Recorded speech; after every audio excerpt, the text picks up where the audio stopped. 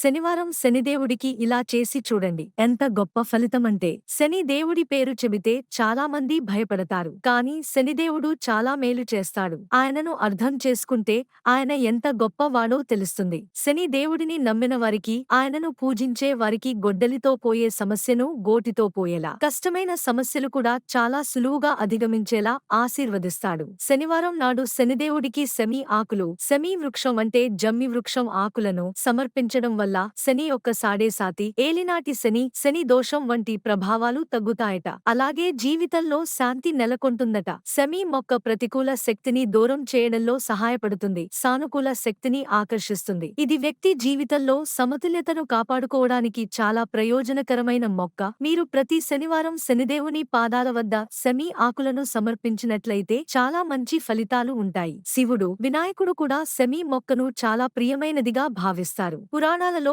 రావణుడు సెమి ఆకులతో శివుడిని పూజించాడని వ్రాయబడింది. దీని వలన శివారాధనలో దీనికి ప్రాముఖ్యత ఉంది. గణేష్ చతుర్థి నాడు గణేశుడికి సమర్పించే 21 రకాల ఆకులలో సెమి ఆకు కూడా ఉంటుంది. ఇంట్లో సెమి మొక్కను నాటితే అది ప్రతికూల శక్తిని తొలగించి ఇంట్లో ఆనందం, శాంతి, శ్రేయస్సు వాతావరణాన్ని సృష్టిస్తుంది. దీనితో పాటు ఇది శని దోషాల నుండి కూడా రక్షిస్తుంది. ఇంట్లో సానుకూల వాతావరణాన్ని నిర్వహిస్తుంది. శనివారం సెమి మొక్కను నాటడం ఉత్తమం. దానిని ఇంటికి నైరుతి దిశలో నాటడం చాలా ప్రయోజనకరంగా పరిగణించబడుతుంది. ప్రతి శనివారం ఈ మొక్కకు నీళ్లు పోసి దాని దగ్గర ఆవాల నూనె దీపం వెలిగించాలి. ఇది మొక్క దైవిక శక్తిని మరింత పెంచుతుందట.